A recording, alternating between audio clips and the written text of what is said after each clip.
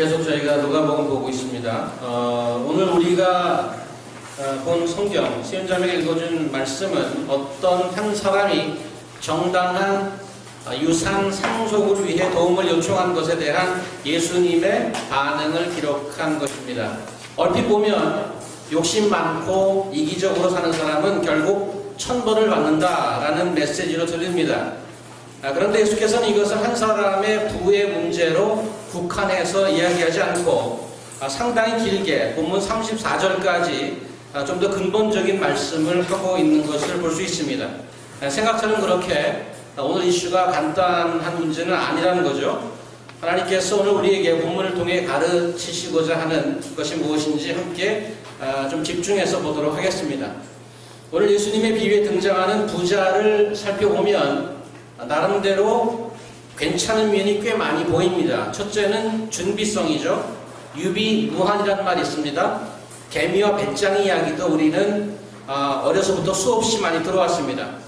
더 나은 미래를 위해 땀 흘리며 열심히 준비하는 성실한 사람, 아름답지 않습니까? 이 사람이 만약 싱글이라면 아마 눈썰미가 빠른 자매들이 이미 파악하고 작업에 들어가지 않았을까 하는 생각이 듭니다. 이 부자 오빠께서는 준비만 하는 것이 아니라 밀어붙이는 추진력을 갖추고 있습니다. 있던 곳간을 헐고 훨씬 더 크게 심는 것입니다. 이러한 과감한 실천력은 사업가적 기질이 보이죠?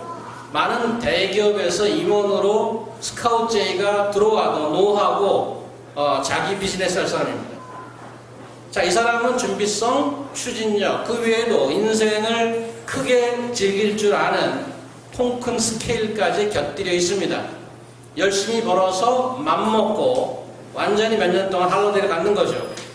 아무리 돈이 많아도 아무나 못하는 거 아닙니까? 멋지죠? 많은 중년 남자들이 갖는 로망, 제 나이쯤 되면은 지금 제 나이쯤 되면 하니까 우리 유영호 형제께서 미소를 짓네요. 저도 껴주세요 이런 식으로. 로망이 있지요. 50대 초반쯤 은퇴하고 정말 평생 해보고 싶은 거 마음 놓고 하는 거죠. 그동안 직장 일을 하느라고 못했던 거 사표 내고 다 때려치고 이제 하는 겁니다. 여행도 가고 책도 쓰고 뭐 재주 있는 분들은 노래도 만들고 그림도 그리고 요리도 해보고. 이 부자 오빠는 모든 사람이 꿈꾸고 있는 사회의 상위 카테고리, 소위 명품 클래스에 속하는 그런 사람입니다. 아쉽게도 이 부자가 혹 유부남이라면 이 사람을 남편으로 둔 부인께서는 동네 아줌마들 사이에 분명히 질투와 부러움의 대상일 것입니다. 장동건과 함께 신사의 품격에 나가도 결코 꿀릴 것 같지 않은 이 사람. 세상에서 인정받을 만큼 충분한 요건을 갖춘 아주 괜찮은 부자로 보입니다. 그런데 이 사람에게 심각한 문제가 있죠. 그 문제가 뭐죠? 예수께서 이 부자를 탐심 있는 자의 대표 선수로 등장시켰고 우리가 경계하고 주의해야 할 대상으로 지적했다는 점입니다. 유산 분배를 요청했던 사람이 이 비유를 듣고 얼마나 모아냈을까요? 자신이 탐심 있는 자라는 얘기 아닙니까?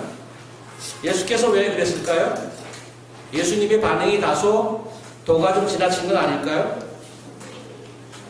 우선 우리는 오늘 말씀에 드러나는 소유라는 것이 야기시키는 문제점이 무엇인가를 좀 더 살펴볼 필요가 있습니다. 13절 보시면 무리 중에 한 사람이 예수님을 찾아오죠. 들고 온 이슈가 뭐예요?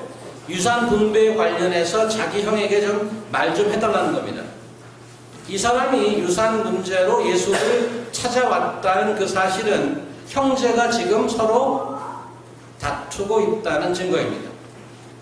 서로 사랑하고 아끼고 보살펴 주어야 할 형제, 자매, 이런 가족 관계가 이제 피고와 원고의 관계가 되었습니다. 화기애애하고 즐거워야 할 이들의 모임 장소가 가정에서 법정으로 옮겨진 거죠. 재벌과 집안 식구들 간의 재산 싸움은 미디어에 너무 자주 나와서 이제는 이슈도 되지 못합니다. 얼마 전에 이재천 목사님 설교 중에 들은 얘기 하나 해드리겠습니다. 몇 명 있는 아들 중에 하나도 어머니를 모시고 싶어 하지 않아서 친정 어머니를 극진하게 모신 한 외동딸의 이야기입니다. 동생들에게 다소 섭섭하긴 했지만 올케들과 어머니, 즉 고부간의 갈등이 쉽지 않아서 그랬겠지 하는, 자기도 여자니까 그런 깊은 이해심으로 기쁘게 자기가 어머니를 모시기로 했습니다. 그래서 상당히 오랫동안 어머니를 모셨습니다. 어머니가 연로에 지쳐서 돌아가신 무렵 사건이 터졌습니다. 어머니께서 당신이 소유하고 있던 집을 팔아서 장남인 자기 남동생에게 물려주겠다고 했습니다.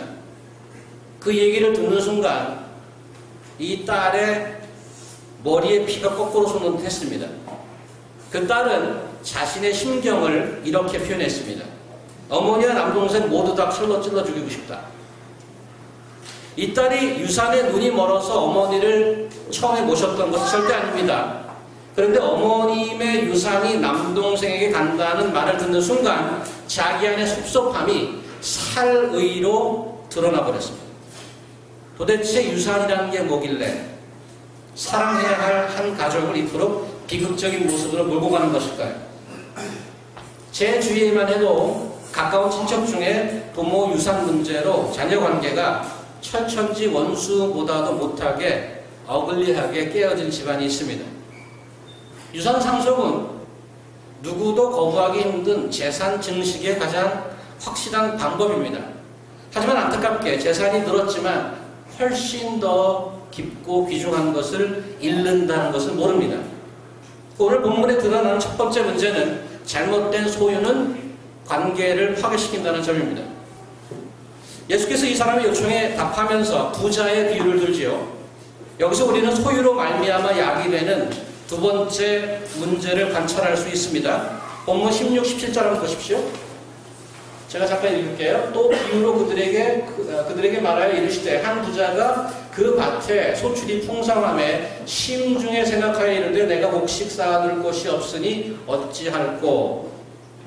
이 부자 아저씨는 대박을 친 올 농사 결과에 대해서 무엇을 할 것인지 아무에게도 얘기하지 않습니다. 속으로 자기만의 계획을 자기 스스로에게만 얘기하는 모습을 볼 수 있습니다. 관계의 단절이 시작되는 모습이죠. 농사는 풍년인데 관계는 기근입니다. 어떤 사람이 로또를 맞았는데 아내가 술을 걸었습니다. 로또 상금의 반을 내어주고 이혼까지 당했습니다. 자녀들마저 갑자기 생긴 돈으로 어렵지 않게 구한 마약을 계속 쓰다가 중독돼서 죽고 말았습니다. 결국 로또 맞은 이 사람은 돈도 잃고 사람도 잃고 홀로 되었습니다. 아마 이런 사람들의 경향을 너무 잘 알기에 이 부자는 자기 혼자만의 계획을 세우고 있었는지 모릅니다. 하지만 이 부자든 로또 맞은 사람이든 결과는 같습니다. 소유 때문에 관계가 단절된 것입니다. 잘못된 소유가 야기하는 세 번째 문제는 우리 본문 20절에서 볼 수 있죠. 20절을 함께 읽어볼까요? 20절 같이 시작. 하나님은 이르시되 어리석은 자여 오늘 밤에 내 영혼을 도로 찾으리니 그러면 내 준비한 것이 누구의 것이 되겠느냐 하셨으니, 부자는 아무에게도 이야기하지 않고 자기 마음속에 기막힌 자기 혼자만의 계획을 세우고 있는데 놀랍게도 하나님께서 그를 찾아갑니다. 어리석은 자여 오늘 밤에 내 영혼을 도로 찾아가리라. 부자는 자기 혼자만의 생각을 아는 자가 있다는 사실을 미처 몰랐습니다. 자기의 소유로 인해 오히려 눈이 멀어서 사람에게 어쩌면 가장 필요한 하나님과의 관계가 깨어진다는 것을 보지 못했습니다. 잘못된 소유가 그를 영원한 파멸로 몰고 간 것이죠. 자, 지금껏 우리는 잘못된 소유가 가져다 준 세 가지 문제점을 보았습니다. 서로 사랑하고 아껴줘야 할 관계가 깨지고 이웃과 관계를 스스로 단절하고 결국 영혼마저 잃고 영원한 파멸까지 빠지게 한 것입니다. 자, 이쯤 말씀을 들으면서 어떤 분은 속으로 이런 의문이 생길지 모르겠습니다. 왜 주목사는 자꾸 잘못된 소유라고 그럴까? 정당한 유산이 왜 잘못된 소유가 되나? 내가 농사지어서 수확한 소출이 왜 잘못된 소유가 될까? 내가 벌어서 나를 위해서 내가 쓰는데 무엇이 잘못되었길래 또 하나님이란 분은 이렇게 심한 벌을 내리시는 걸까? 그런 생각 안 드셨어요? 우리가 살펴본 그 세 가지 문제점 밑에, 더 밑에 흐르는 근본적 문제가 무엇인지를 보지 못하면 이런 의문점이 계속 남을 수 있습니다. 그래서 한 단계 더 들어가 보도록 하겠습니다. 먼저 유산 문제를 한번 생각해 보십시다. 유산이란 부모가 자녀에게 물려주는 거죠. 자기가 일해서 벌은 삭시 아닙니다. 자녀에게 그냥 주어지는 거죠. 그래서 선물이고 은혜인 것입니다. 예수님을 찾아온 이 사람이 가지고 있던 문제는 은혜가 권리가 된 데 있습니다. 은혜가 권리가 될 때 신앙은 명분을 얻는 수단으로 전락하게 되어 있습니다. 14절 보세요. 이르시되 이 사람아 누가 나를 너희의 재판장이나 물건 나눈 자 세웠느냐? 그들에게 이르시되 삼가 모든 탐심을 물리치라. 사람들이 예수를 찾아오는 데는 많은 다른 이유들이 있습니다. 이 사람은 자신의 탐심을 정당성이라는 명분으로 포장하기 위해서 예수를 찾았던 것입니다.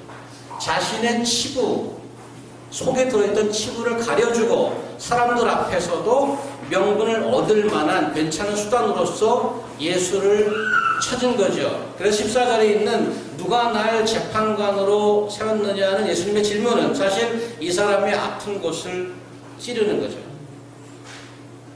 이 사람의 근본적인 문제는 자기 것이 아닌 것을 내 소유, 내 권리라고 생각하는 데 있습니다. 즉 은혜를 모르는 것입니다. 은혜를 모를 때 관계는 깨어집니다. 자, 부자의 얘기로 넘어가면 16절 후반부에 성경은 이렇게 기록합니다. 한 부자가 그 밭에 소출이 풍성함에, 혹시 스크린 준비되어 있습니까? 여기 보시면 NIV 보시면 그것이 the ground of a certain rich man produced a good crop. 그 다음에 ESV 보시면 the lands of a rich man produced plentifully. 제가 영어로 굳이 보여준 이유는 뭔가 하면 소출을 풍성하게 낸 주체, 주어가 뭐냐 이거죠. 영어로 보면 주어가 the ground, the land, 밭이 소출을 낸 걸로 되어 있습니다. 그게 무슨 상관이죠? 부자가 농사를 열심히 지었는데 그 사람이 소출을 냈다고 하지 않고 땅이 소출을 냈다고 그런단 말이죠. 저희 형과 저희 어머님은 시드니에 사시거든요. 어머님은 약간의 텃밭이 딸려있는 노인 아파트에 사십니다. 그러니까 제가 시드니에 살 때 어머님 집에 이제 가끔 방문을 하면 이제 식사도 하고 그러다가 제가 갈 때쯤 되면은 이만큼 종합 선물을 하나 딱 갖다 놓죠. 식혜 한 병, 수정과 한 통, 인절미 만들어서 올려놓은 것, 만두 빚어서 올려놓은 것, 절대 빠지지 않는 게 있죠. 각종 채소입니다. 쑥갓, 오이, 상추, 깻잎, 도라지. 웬 야채가 이렇게 많아요? 어머니께서 자랑스럽게, 자그마한 키, 우리 어머니 자랑스럽게 이렇게 대답하시죠. 야, 내가 농사 지은 거야. 무공해다. 슈퍼마켓에 이런 거 없어. 농사는 사람이 짓습니다. 농작물은 사람이 지은 결과물이라고 말합니다. 물론 이 부자나 그 일꾼들도 열심히 농사를 지었을 겁니다. 그런데 오늘 성경 본문은 굳이 땅이 소출을 냈다고 적고 있다는 거죠. 땅이 뭔데요? 땅은 창세기 인간의 타락 이후에 저주받고 있다는 사실을 성경은 거듭 강조하고 있습니다. 창세기 3장 한번 보시겠습니다. 아니 여기 스크린 혹시 눈 좋으신 분들 한번 보십시오. 제가 읽어드릴게요. 창세기 3장 17절 아담에게 이르시되 내가 내 아내의 말을 듣고 내가 내게 먹지 말라 한 나무의 열매를 먹었은즉 땅은, 잘 들으세요, 땅은 너로 말미암아 저주를 받고 너는 내 평생에 수고하여 그 서산을 먹으리라. 땅이 내게 가시덤불과 엉겅퀴를 낼 것이라. 내가 먹을 것은 밭의 채소인즉. 땅이 엉겅퀴와 가시덤불을 낸대요. 그 땅에 저주받았기 때문에. 한 절 더 봅니다. 4장 한번 보십시다. 여호와께서 가인에게 이르시되 내 아우 아벨이 어디 있느냐? 그가 이르되 내가 알지 못하나이다. 내가 내 아우를 지키는 자니이까. 이르시되 내가 무엇을 하였느냐? 내 아우의 핏소리가 땅에서부터 내게 호소하느니라. 땅이 그 입을 벌려 내 손에서부터 내 아우의 피를 받았은즉 내가 땅에서 저주를 받으리니 내가 밭을 갈아도 땅이 다시는 그 효력을 내게 주지 아니할 것이요 너는 땅에서 피하며 유리하는 자가 되리라. 인간이 죄로 타락한 이래 땅은 저주받은 곳입니다. 근데 오늘 본문에서 그 저주받은 땅이 풍성한 소출을 내었다고 기록하고 있단 말이죠. 무슨 말이죠? 오늘 본문의 그 소출은 특별한 은혜의 소산물이라는 얘기입니다. 반면 부자는 이 소출에 대해서 어떻게 말하고 있는지 아십니까? 17절 보세요. 이탈릭과 굵은 글씨로 되는 것은 my emphasis. 제가 일부러 이렇게 좀 보라고 한 건데 17절 보세요. 심중에 생각하여 이르되 내가 곡식 쌓는 것이 없으니 어찌하였고 또 이르되 내가 이렇게 하리라. 내 몸과 넓고 넓게 짓고 내 모든 곡식과 물건을 거기서 하리라. 또 내가 내 영혼에 이르되 영혼아 너로 있을 물건을 많이 쌓아두었으니 평안히 먹고 쉬고 먹고 마시고 즐거워하자 하리라. I와 my가 얼마나 많이 들어갔어요? 내 것. 이 부자의 근본적인 문제는 이 소출이 전부 자기를 위한 자기의 소유라고 믿는 데 있습니다. 예수님을 찾아왔던 사람처럼 예수님 비유에 등장하는 이 부자도 은혜를 모르는 것입니다. 자기가 만들어낸 것으로 믿는 자기의 소출을 위해 이 부자는 은밀한 자기만의 계획을 세웁니다. 하지만 결과적으로 은혜를 모르는 부의 증식, 관계의 단절이라 슬픈 모습으로 나타납니다. 이 부자에게 영원한 파멸을 선고하는 하나님의 말씀에서 우리는 한 가지를 더 배울 수 있습니다. 20절 같이 읽을까요? 20절 시작. 하나님은 이르시되 어리석은 자여 오늘 밤에 내 영혼을 도로 찾으리니 그러면 내 준비한 것이 누구의 것이 되겠느냐 하셨습니다. 도로 찾는다고 합니다. 내 영혼을. Your life will be demanded from you, required of you. 평생을 공들여 행복하게 만들고 싶고 만족시키고 싶은 내 귀한 영혼, 이것을 하나님께서 도로 찾아가시는 겁니다. 도로 찾아간다는 말은 무슨 말이죠? 주인이 따로 있다. 그죠? 내 영혼마저 내 것이 아니라는 겁니다. 부자는 자신 안에 갇혀서 자신만의 왕국을 건설하고 있었습니다. 그의 계획 속 어느 한 군데도 은혜를 베푸신 하나님의 자리가 없습니다. 타락한 에덴의 재현이라고 할 수 있습니다. 이 부자에게도 역시 문제는 동일하게 은혜를 모르는 것입니다. 은혜를 모르는 영혼은 그 영혼의 주인인 하나님의 나라에 들어갈 수 없습니다. 영원한 파멸이라는 비극이 기다리고 있을 뿐입니다. 자, 관계를 깨고 관계를 단절시키고 영원한 파국이라는 심각한 문제를 야기시킨 세 가지 요소. 지금 봤죠? 유산, 소출, 영혼. 이 세 가지가 지니고 있는 공통점 무엇인지 보이시죠? 이 중에 내 것이었다. 모두가 은혜고 선물인 것입니다. 지난주에 예수께서는 바리새인들의 누룩, 위선을 조심하라고 경고했었습니다. 하나님 이외의 것을 두려워하는 그런 인생이 위선이라고 했습니다. 오늘 본문은 우리에게 은혜를 모르는 소유가 위험하다고 경고하고 있습니다. 반면 세상은 소유를 축적하는데 전 인생을 투자하라고 they preach to you everywhere. That's the message of the whole world. They're preaching to you through the TV, through the internet, everywhere you look around, and they say, store your position.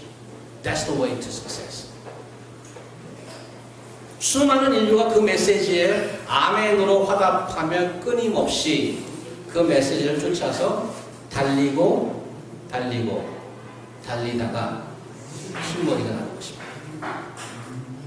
이들의 신앙은 소유가 넉넉해지면 모든 것이 해결될 줄로 굳게 믿는 신앙입니다. 소유가 행복의 키라고 굳게 믿고 있습니다. 30절 보시면 이것을 모든 세상 백성들이 열심히 구하고 있는 것이라고 예수께서 지적하십니다. 세상의 가치관은 돈이 최고다입니다. 돈이 최고다. 미경자매에게 맞아 죽을 각오로 70년대식 조크로 말한다면 뭐니 해도 머니가 최고다.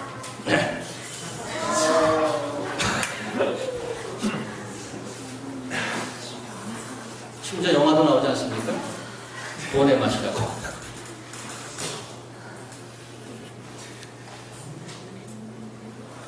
결혼정보에서 성의 글로벌 사이트 커플닷넷이라고 있습니다. 2008년 8월부터 2012년 9월 이런 달까지 4년간 한국을 포함해서 전 세계 121개국 싱글 남녀 8만 2천여 명을 대상으로 설문조사했습니다. 남녀 만남의 조건을 경제력, 외모, 가정환경, 성격 등 4가지로 정리해 백분율로 나눈 합이 100이 되도록 하는 방식으로 남성과 여성의 배우자 선호도를 조사했습니다. 설문 결과 중 흥미를 끄는 부분이 있는데 대륙별 배우자 선호도입니다. 특히 여성 응답자 중에 배우자, 즉 남자의 경제력을 조건으로 고려하는 정도를 대륙별을 보면 북미가 1위에요. 32%. 오세아니아 31%, 아프리카 29%, 유럽 28.3%, 아시아 28.2%, 남미 26.1%. 미국 여자들, 캐나다 여자들이 돈 많은 여자를 좋아하는 거예요. 돈 많은 남자를. 놀랍게도 아시아 여성들은 밑에서 두 번째예요. 대체적으로 돈을 별로 조건으로 삼고 있지 않더라고요. 그런데 반전이 있어요. 나라별 통계가 또 따로 있습니다. 한국 여성은 얼마나 될 것 같아요? 한국 여성은 대륙별 탑이 북미로 32%였어요. 한국 여성들은 36.2 가볍게 넘고 있죠. 대한민국 여성들은 돈 많은 남자 선호도 부분에서 부동의 세계 2위. 남자가 물론 외모 보죠. 31.4% 한국 남자들. 우리 교회에서 한번 해볼까요? 서베이 몇 프로 나와요?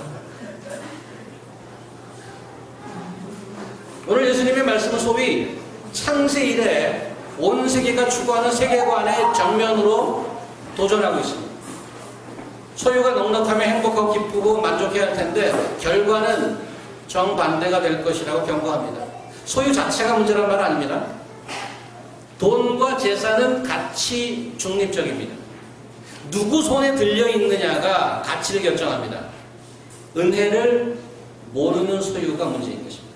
내 것이 아닌 것을 내 것으로 믿는 은혜를 모르는 사람이 문제죠. 여러분 어떻습니까? 은혜를 아세요? 혹 여러분 중에 주목사님, 난 받을 유산 없어요. 뭐 살면서 저 부자처럼 대박 친 적도 없고요. 뭐 창고, 물건 쌓을 창고 뭐가 필요 있겠어. 새로운 부자 오픈해서 넣어둘 여분의 돈도 없고요. 매 학기 겨우겨우 알바하면서 버거운 유학생이걸랑요. 오늘 이야기는 나한테 해당이 없는 것 같네요. 이런 생각하면서 졸고 있는 분 있죠? 요시경님. 22절 보시면 또 제자들에게 이르시되 그러므로 내가 너희에게 이르노니 그러므로라는 접속사는 앞부분의 내용이 계속되고 있다는 말이죠. 여기서 주목해야 될 점은 오늘 소유에 대한 이슈 13절 무리 중에 한 사람이 들고 나왔지만 예수께서 진정으로 들려주시고자 하는 답은 누구에게? 제자들에게 주고 있다는 말입니다. 다시 말하면 군중들이 제기하고 있는 소유에 대한 문제는 전혀 해당 사항이 없을 것 같은 제자들도 자유롭지 못한 문제라는 겁니다. 이들도 여러분처럼 받을 유산 없었고요. 요즘 다들 하고 있는 주식 투자, 펀드, 변변한 세이빙 구조 하나 가진 거 없고 예수님 따라다니면서 휴가는커녕 먹을 게 없어서 지나가다가 2-3주만 먹었어요. 서민 중에 서민이었죠. 이런 가난한 제자들에게 예수께서 소유에 관한 얘기를 해야 한다면 이 말씀에 해당 안 될 사람이 어디 있겠어요? 예수를 주님으로 믿고 따르는 일에 대해서 무엇을 내 손아귀에 소유한다는 것만큼 위험한 요소가 없다고 말씀하는 겁니다. 시가상 자세히 보지 못하겠습니다만 오늘 본문 22절 이후에 제자들에게 하신 예수님 말씀의 주제는 22절 보시면 뒷부분에 염려하지 마라입니다. 염려하지 마라. 자꾸 소유를 늘리려고 하는 이유가 미래가 걱정되기 때문에 그렇습니다. 어떻게 이 세상 살면서 걱정이 없겠어요? 그런데 걱정하지 말고 염려하지 말라고 합니다. 그런데 주께서 계속해서 걱정하지 말라, 염려하지 말라라고 말할 수 있는 근거가 뭐죠? 얼마나 답답하면 이런 일을 들었겠어. 24절 까마귀를 생각해봐라. 27절 드레핀 백합화를 생각해봐라. 백합화를 봐라 그러지 않고 백합화를 생각해봐라 그랬어요. Consider. Don't look at it 그러지 않고 consider 그랬단 말이죠. 왜? 생각 좀 하고 살라고. 보지만 말고. 그런 자연의 창조물이 무슨 염려하면서 사느냐는 말입니다. 집도 없고 창고도 없어도 까마귀, 새, 각종 새 다 하나님이 길러주시고 실도 없고 천도 없지만 길바닥의 야생화, 백합화, 솔로몬의 옷보다 더 멋지게 입혀주시고 이건 먹고 사는 문제를 넘어서 예술 아니냐 작품 아니냐 이렇게 반문하고 있죠. 28절 하물며 너희일까 보냐 이 믿음이 적은 것더라. 왜 우리가 염려 안 해도 된다고요? 우리가 더 귀한 존재입니다. 전혀 염려 안 하고서는 까마귀나 백합화보다 훨씬 더 귀한 존재입니다. 염려하지 말라는 겁니다. 29, 30절 함께 했습니다. 29, 30절 시작. 너희는 무엇을 먹을까 무엇을 마실까 하여 구하지 말며 그치하지 말라. 이 모든 것은 세상 사람들이 구하는 것이라 너희 아버지께서는 이런 것이 너에게 있어야 할 것을 아시느니라. 오늘 본문 15절에 보니까 사람의 생명이 그 소유에 넉넉한 데 있지 아니하리라 하는 말씀이 있었습니다. 방금 읽은 29절 이하의 구절로 다시 표현해 본다면 사람의 생명이 먹고 사는 데 있지 않다. 살려고 먹는 건지 먹으려고 사는 건지 모를 정도로 먹고 마시고 차 사고 집 사고 이렇게 하는 것을 위해 우리 인생이 주어졌다면 얼마나 가난한 인생인가 한탄하십니다. 부모님들이 애들 먹는 거 갖고 싸우는 거 보면 혀를 차잖아요. 하나님께서 염려하는 우리를 보면서 안타까워하시는 겁니다. 그런 거 위해서 온 시간을 투자하는 것을 보고 가슴 아파합니다. 왜냐하면 그런 것 때문에 허락된 인생이 아니라는 거예요. 여러분과 저의 인생이.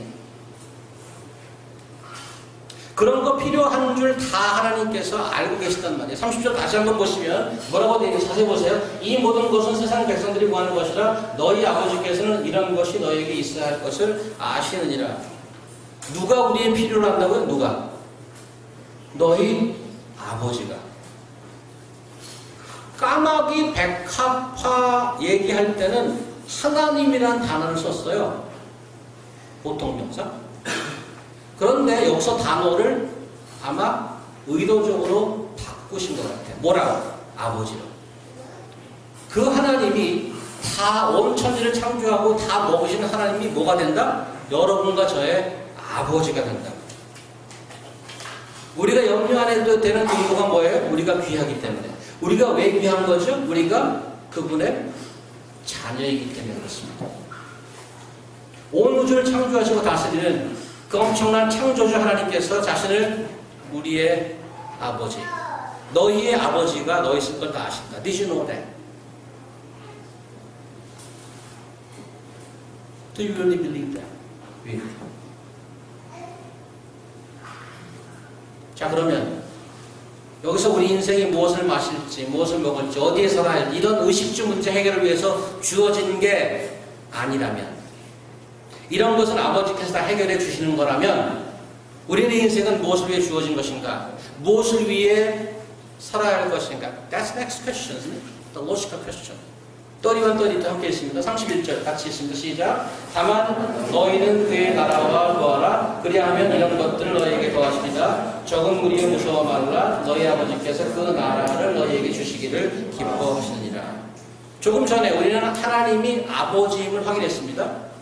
우리가 귀한 자녀랍니다. 그런데 아버지 된 우리 하나님이 지금 무슨 생각을 하고 계세요?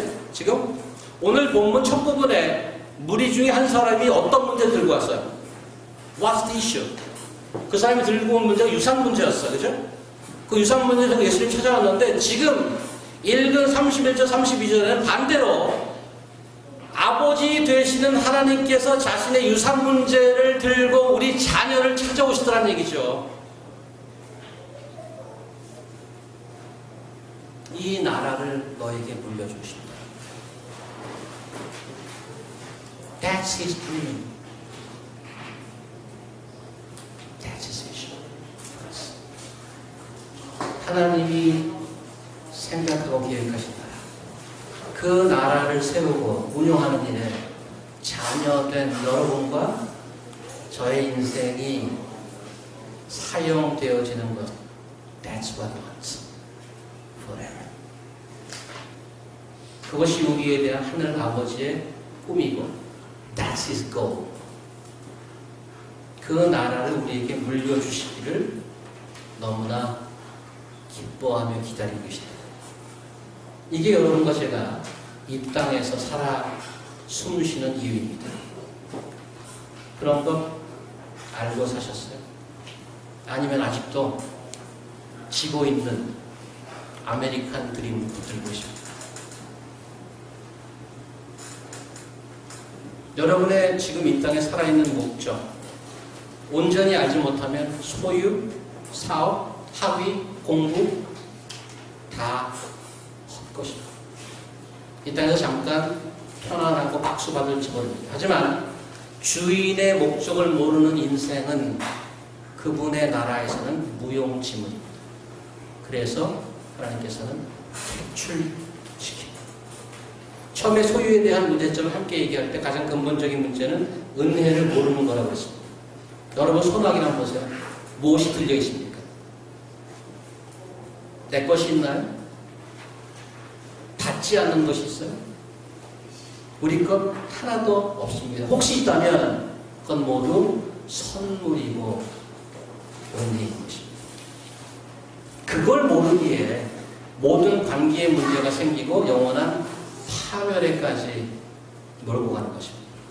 지금 여러분들이 갖고 있고 지니고 있다고 믿는 모든 것, 그 모든 것이 내 것이 아니고 우리에게 잠시 맡겨진 것입니다. 그것을 기억하기 바랍니다.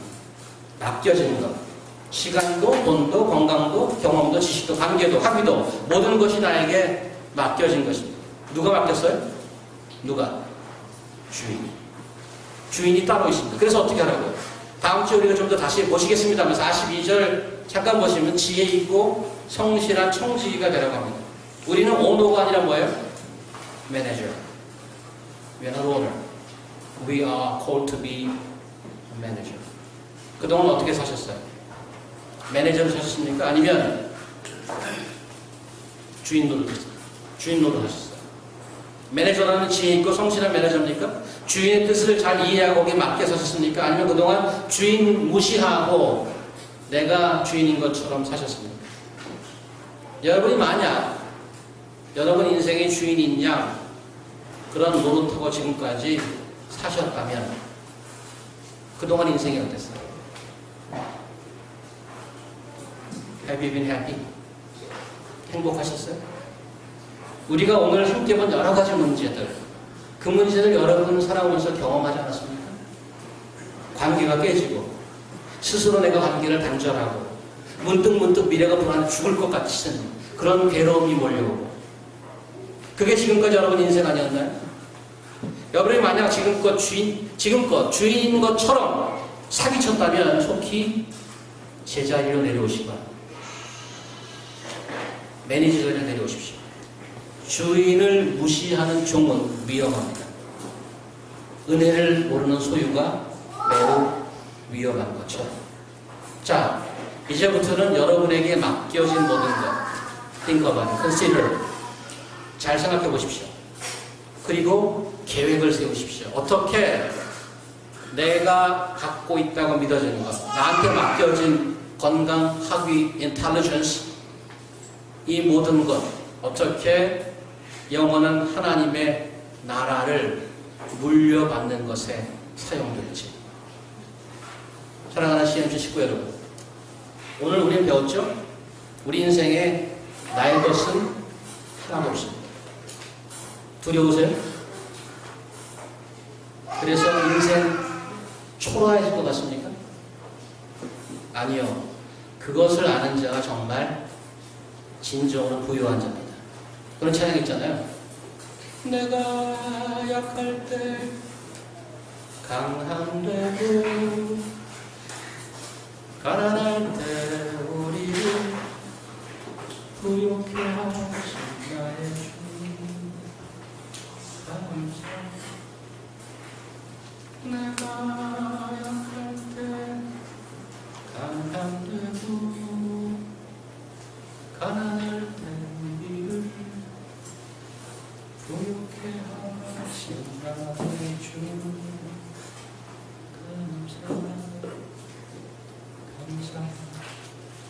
왜냐하면 우리 모든 것은 우리 아버지 것입니다. 우리 아버지는 천지를 지으시고 다스리는 만군의 여호와는 우리 아버지가 소유하고 계신 이 그분의 나라, 이 나라의 성실한 총지기가 되십시오.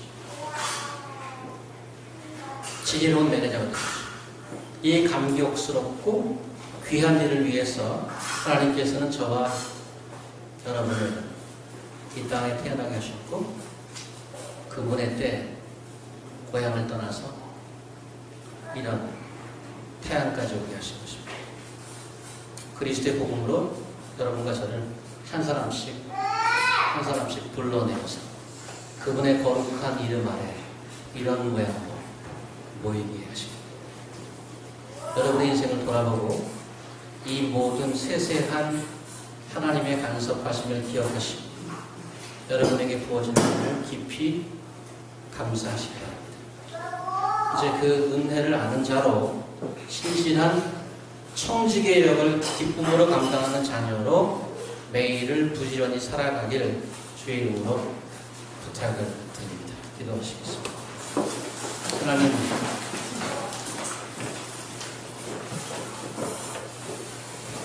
저희가 얼마나 오해하고 또 얼마나 두렵고 걱정으로 살았는지 모릅니다.